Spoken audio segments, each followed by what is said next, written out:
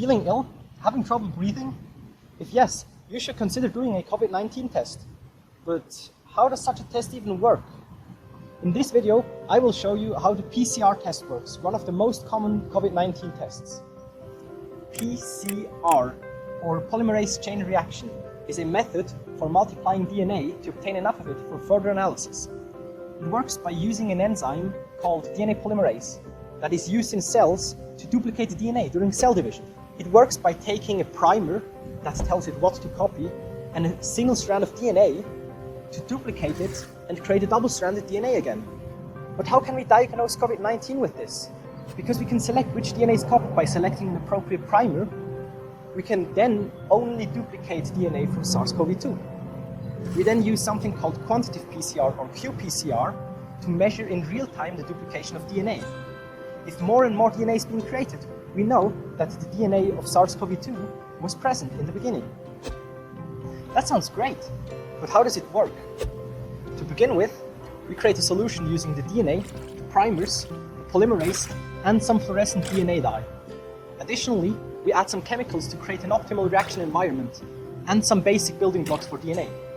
We can then start the cycling process.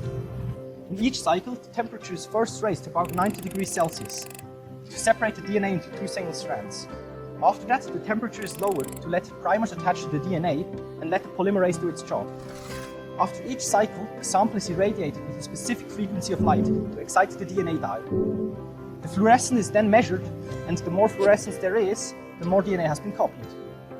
Similarly to the spreading of COVID-19, this process too is exponential, meaning that we can amplify one strand of DNA to 2, then 4, then 8, and so forth, until after about 30th iteration, we have 1,073,741,824 copies of the original DNA fragment. Isn't that amazing? But there is one little problem. Sadly, the genetic material of SARS-CoV-2 isn't DNA, but RNA, making our PCR method useless. But, like the virus, we use an exponential process to reach our goal. What if we let the virus inspire us even more? RNA retroviruses, like HIV, have a very interesting infectious pathway.